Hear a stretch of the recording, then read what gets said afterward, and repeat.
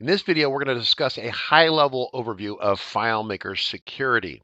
Now, this question came up the other day when someone asked if FileMaker applications were encrypted.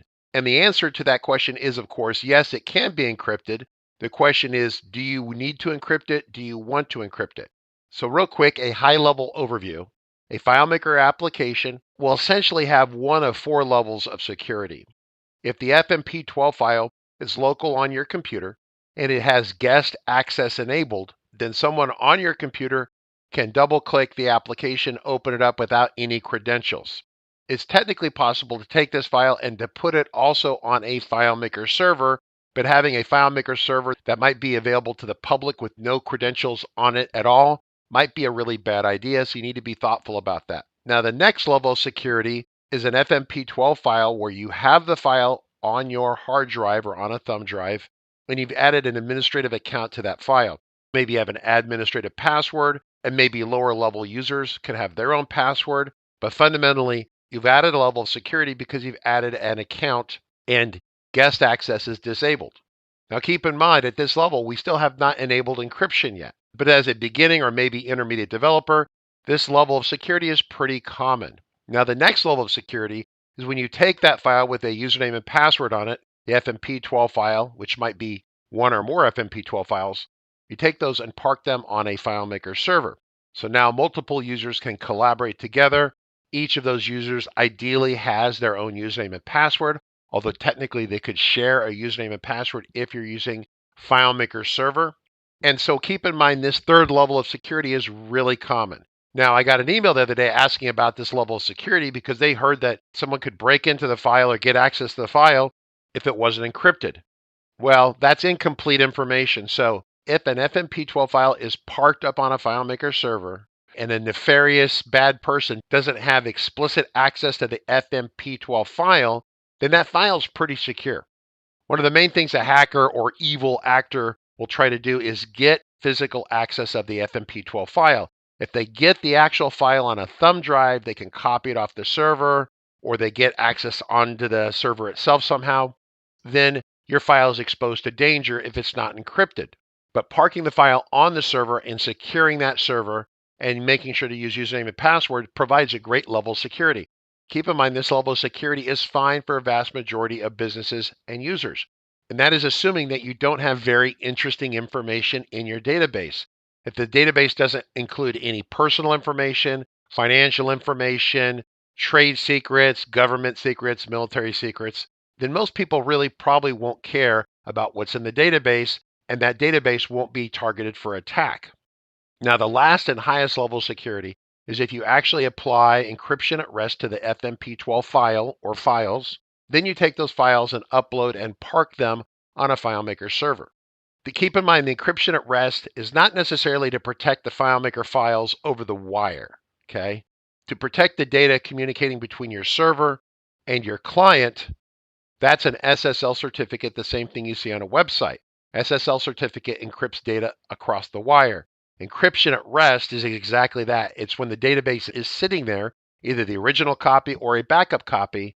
The encryption at rest encrypts it so that someone who has physical access to the file on a thumb drive or some other mechanism for getting that file, they can't break into the file. There are tools out there that allow you to try to break through the username and password of a file if it's not encrypted. In the continuum of levels of security from no security to super high security, as a FileMaker user or developer, you get to choose the level of security that you're comfortable with.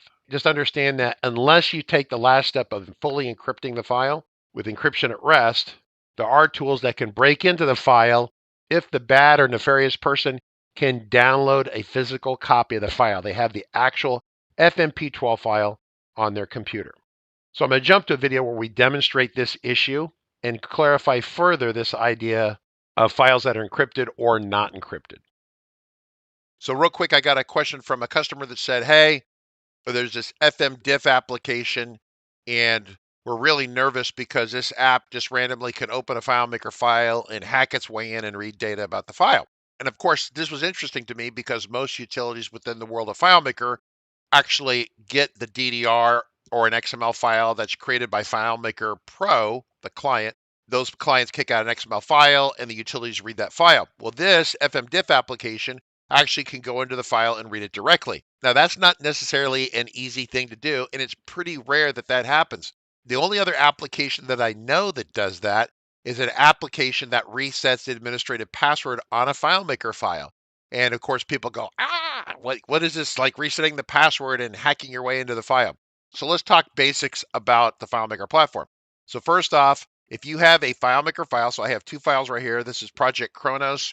It's an older file. These are newer files.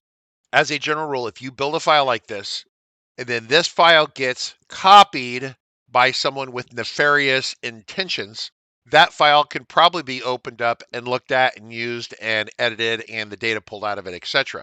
That's a potential security risk. However, most FileMaker files for organizations live on a FileMaker server, so very rarely, if ever, do end users have a copy of the actual FMP12 file. So while these files are local on my computer, normally they would be hosted. In fact, the master copy of this file is hosted on a FileMaker 20 server, right? So the assumption is one, that someone got onto your server and got the file. They put a thumb drive on your server, they put the credentials in, they copied the file off the server, or they did some sort of FTP transfer off the server. However they did that, that's step one. They have to actually get physical copy of the file. Once they have physical copy of the file, then most files are exposed. However, there is a technology that was put in the FileMaker platform a while back called encryption at rest. Encryption at rest encrypts the actual FMP12 file. So if someone grabs a copy of it off the server, unless they have the actual credentials for that encryption at rest, these files are actually encrypted to the Department of Defense, United States levels of security and encryption. So that means that if you want to break into them, you would need a supercomputer and some time and a little bit of luck to break into these files. However, most people don't use encryption at rest because it's an extra step they have to take. I only use encryption at rest for a couple files at RCC because most of the files we have, like scheduling our TV shows and things like that, while I don't really want the public to be into it, there's no upside for anyone to break into that. It doesn't have financial or personal information or medical information, anything that's interesting, right? If you have a database that has the radar characteristics of the brand new B-21 stealth bomber or fighter that the Air Force has created, yeah, you might want to encrypt that and then attach, 3 or 4 pit bulldogs around the server to protect it, right? So understand that encryption at rest is an important part of a file where there is a serious security threat to that file, right? So these files right here, I'm going to run this real quick. So this is FMDiff. FMDiff does a comparison between the two files. This one is a week older. This one's from today. I installed FMDiff on my computer. If I come over here to FMDiff, it's over here. Basically, I haven't used this product in a long time. What I'm going to do is, I was testing this a moment ago. I'm going to target the desktop files first to show you what happens when you have unencrypted files that are local on your hard drive on your computer, so you have physical control of these FMP12 files. So I go click on this one. I'm going to go to the desktop, and so I've got Project Kronos old, Project Kronos newer, and so these files, there's no guest access to these files. These files are not encrypted, and so FMDiff, through whatever mechanism it has, is going to open these files up. Claris will tell you that these files are not secure, okay? And they're not. But it's very rare to have an app, a utility that actually does what this does. So I hit compare, and it comes up with a bunch of information. And I haven't purchased FMDiff, but it looks like it does some pretty interesting stuff.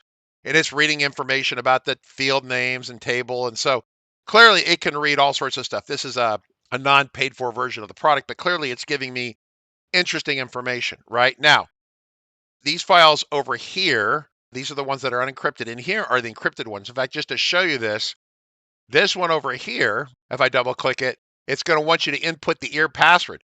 So you have to input the encryption password, then FileMaker Pro de-encrypts it, and then the FileMaker Pro is going to ask you for the actual normal username and password or the account, right? So what I'm going to do is I'm going to hit cancel on that. I know what the password is. It happens to be 1234. It's very secure. But the point is that FMDiff is going to try to open these up, and it's not going to get anything usable out of the files, right? So if I say, let's go find the ear files. I want the old one here. I want the ear files here, ear files. I'm going to go to the new one right here, and I'm going to go to my browser, make sure it's all closed. Okay, so this FMDiff kicks us out in an HTML file. So that's our report. And so I'm going to say compare, and it comes back with, this looks like a lot of data, but that tells me this is the tool, this is today's date, and all this information here is information from the file system. The size of the file, right? That's it. So that's all it could generate, is whatever the operating system gave to it. The size of the file, maybe the date it was last, edited or opened or whatever it's going to do. So it can't do anything because the file's encrypted. So fundamentally, understand, if someone has physical possession of a file, if they're a nefarious person, they're a bad person, they have physical control of a local file, then they can use FMDiff and other tools to get into the file to derive data out of that file. Claris will tell you this is not a secure file. If you want to have a file that's secure, even when someone actually has possession of the FMP12 file, you need to run encryption at rest. I'm not going to cover how to turn that on or how to set that up. Go watch our paid training videos if you want to learn how to do that. That being said, if the file is on the server, FMDiff and other apps that try to kind of hack their way past the credentials in FileMaker cannot derive value from a file that's running on FileMaker server. They can't target that. They have to get at the file structure, and the FileMaker server is not going to give them the file structure. It just gives them the bits and pieces, right? So if you keep the file on the server, that's your first level of security, keeping the server secure. Secondly, if you're really concerned about this, then encrypt the file, even if it's on the server. That way, if someone gets it, then they still can't get in unless they have that other credential. All right, that's it. Thanks. Bye.